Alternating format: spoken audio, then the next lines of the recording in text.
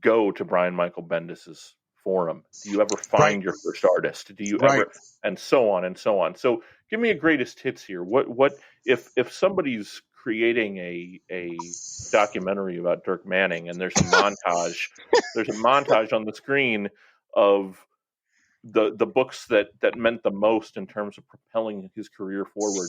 What are they? Well, for people that want to make the documentary, I would suggest you read Right or Wrong, A Writer's Guide to Creating Comics, to be republished this coming year through SourcePoint Press with a wonderful second edition, updated with new content. We'll do plugs at the end of the show. Right. Oh, sorry. Yeah, I got in the zone there. No, I mean, everything I've done, like you said, contributes in a different way. I mean, I'm exceptionally proud of Nightmare World, and I've never done an appearance since I started doing conventions in which I have not sold at least one, if not 99.9% of the time, multiple copies of Nightmare World. You know, it's just such a primal example of a really cool package, you know, short stories, different artists, same writer, that as you keep reading them all weave into one giant story. It's just such a hook. It's such a cool book. You know, if I would have, and in fact, I eventually got to finish Nightmare World, and people that know the behind the scenes stuff about self-publishing Nightmare World online and MySpace made my career, you know, and I catered Nightmare World to horror fans, not even to comic fans. Most comic fans online back then, when social media kind of started to take off through MySpace, you know, top eight friends, they were not comic fans. They were fans of certain franchises. And I found that real quick. People that read Green Lantern did not want to necessarily read Nightmare World, even though they might have liked it. So I started catering to the horror audience. And like, oh my God, a horror comic, right on. You know, so I mean, Nightmare World is profoundly important. And then, you know, Nightmare World doing so well online on 6/6/6, June 6, 2006, I started a secondary series. Josh Ross was the illustrator. Austin McKinley was the colorist. Jim Reddington was the letterer. And I started doing one page a week every Wednesday, and that was Tales of Mystery, which in a lot of ways remains like, I would say, like, Nightmare World is like my mind, like how I view horror and stuff. Tales of Mystery is like my soul. That is my, if I had to write one comic book forever to its natural end, and only one, I mean this with no disrespect to any other book I do, but it would be Tales of Mystery, you know. You know what? Let me stop you there, because you said something that I think is really, really interesting, and I want to dig into it a little bit. Mm-hmm. You said, with no disrespect to any of my other work, mm-hmm.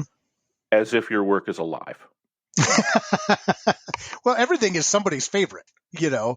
Sure. And I guess what I'm keying in on is do you, as a writer, as an artist, in the broad sense of the word, right? Mm-hmm, mm-hmm. Is your work alive for you? Is it living and breathing, and does it have emotion? Does it feel things for you? And is that important to the process? I think it's important that the work creates a visceral reaction in people. Again, you go back to The Crow, you know. It is impossible to read The Crow and not be moved. Period. Movie's great. Movie's really great. But the book, the comic, the graphic novel, oh my God.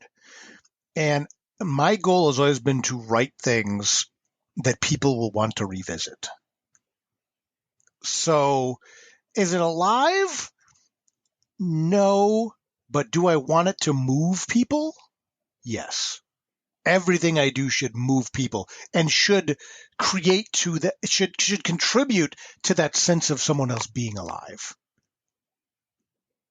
You know, and I think that's why I've never been interested per se in writing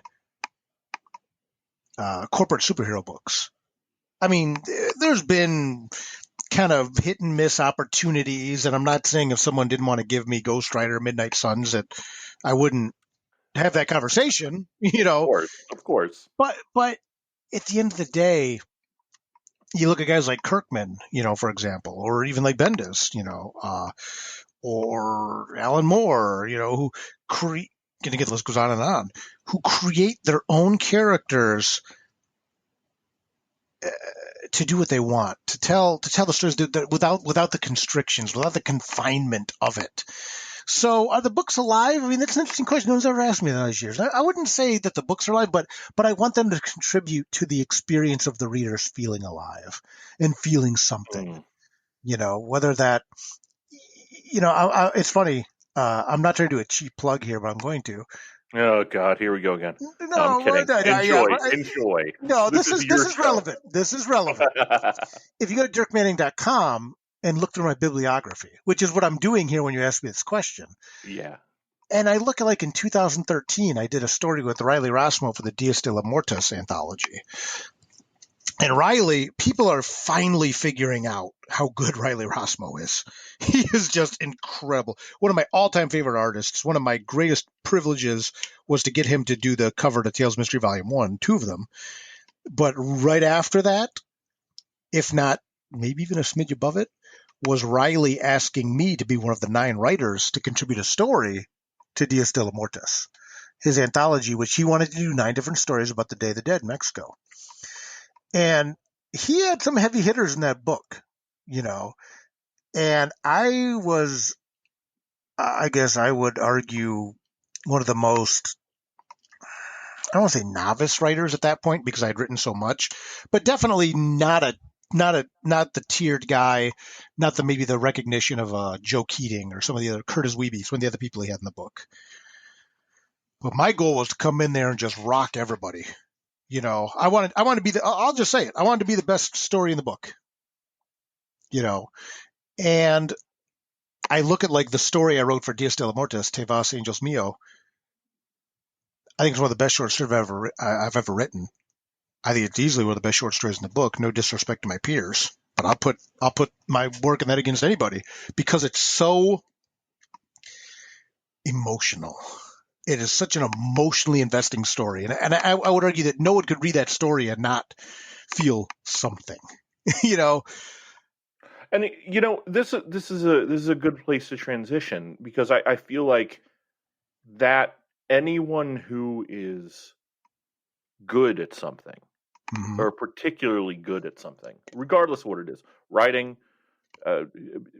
putting cars together, whatever, right. They have to believe that they're the best, right? Mm-hmm. Mm-hmm. I mean, are you ever going to be the best if you don't believe that you are? Right. And there's a lot of people who maybe aren't very good at things but think they're exceptional. But then there's a big difference there. Yeah. Yes. Yeah. But then there's also the objective, this is someone that's good. And it comes back to what I said earlier about doing your homework and studying and dedicating yourself to the craft. Just because it's the best that I can do doesn't mean it's good. And I think that's the separation a lot of people don't understand. I could draw you the best picture imaginable. That's not true. Sorry. The best picture that I could imagine. I could draw you the best picture I could do. This is the best picture I could ever in 100 years hope to draw. It will never be of the caliber to be able to be published by any publisher of any repute. Even though it's my best, doesn't mean it's objectively the best or even good. Wanting it isn't enough. Right. Yeah. Wanting it is not enough. You have to dedicate yourself to it, and you have to study, and you have to also have a certain amount of an inherent skill set in it. And of course, how much that can be honed is, a question for the ages, but you have to be to a point, going back to Nightmare World, like we said, those stories were written in 2001, 2002. Some of them were published, back then. I still sell copies of that book to this day. And, you've been at conventions where I've been and you've seen people at my table buying that book. Mm-hmm. It's objectively good. It is. And I'm not saying that because I wrote it. It's like, this is written by a guy that knows horror, knows how to write, can do a hell of an 8-page story, and works with really good artists. That's your package. I'm not saying that to put myself over. I'm not hoping that people go rush around to listen to this podcast and go buy Nightmare World because, quite frankly, some of the volumes are really hard to find at this point. So it'll be republished again new soon. But yeah, you have to be able to have the chops. Or again, one of my favorite comic book creators is Eric Powell. You look at Eric Powell's early stuff. It was good. He knew how to draw. He knew how to ink. He was good.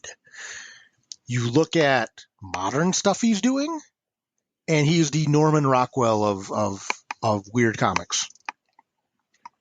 Fantastic. But the evolution of his work is incredible because he put in the time, he had inherent skill, and he practiced, and he did it.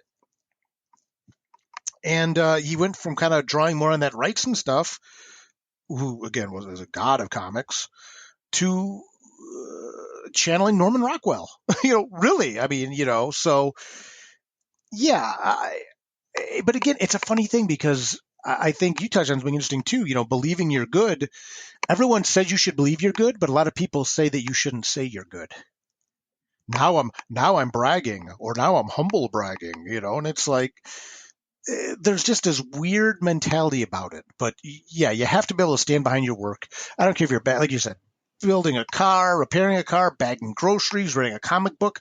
You have to believe that if I'm going to ask you to purchase this product, this book right here, or any book on my table, you read that long, long list of stuff I've done, I need to be able to look you in the face and say, this is worth the dollar value assigned to it. In fact, it's probably worth even more, but I'm going to cut you a deal. I love this. This show, the reason that I started the podcast is because I wanted to talk to people who do things really well and talk about what goes into that, right? I mean, that's the thesis of the show. So I did some research on Dirk. I know Dirk well. For those of you who missed the beginning of the episode and decided to skim right through the intro, I've known you for 6 years. Seems like it's been a lifetime. Doesn't it seem longer than that? And at the same time, much shorter. I don't know how that works. Yeah. It's like, how's it only been 6 years? It's what a 6 years it's been. And it's only been 6 years. Yeah, it's super wild. It's super wild to me because we've known each other through a couple different iterations of my career, right? that are completely separate from each other, and we just continued to run into each other. Very odd stuff. But for you, the meat of the episode here, what I really want to get into, there are 3 parts of the comic industry that Dirk Manning just straight up gets better than most people. And obviously one of those things is writing comics, and we're going to talk about right or wrong and some of the things that I had the opportunity to read over the last week and ask you some questions about that. We're going to talk about crowdfunding your work. And we're going to talk about community building. 3 of the things that Dirk Manning does better than anybody in comics. Obviously, we're going to start with comic writing, but when we get stick around, because when we get to the community building stuff, I think people are going to be really interested in that because there's an art to the way that you do what you do, and I'm excited to talk about that. I'm excited to talk about everything, but we're going to start with right or wrong. Okay. Tell me about why you wrote this book. Why, and this is going to sound confrontational, but it's not. Why is this Dirk Manning's job? Why did Dirk... and I think it dovetails nicely into what we were just talking about. Is that you believe that you're good at a thing. But why did Dirk Manning write right or wrong about writing comic books, having, 10 years experience doing it? Yeah, and it's funny, when I started Right or Wrong, Nightmare World had not yet even been published in print, and it was an online comic. So when Right or Wrong started as a column at Newsarama back in the day. a previous iteration of Newsarama, to be transparent. Oh, like 4 iterations ago. Yeah, no, I remember. Yeah. And Matt Brady was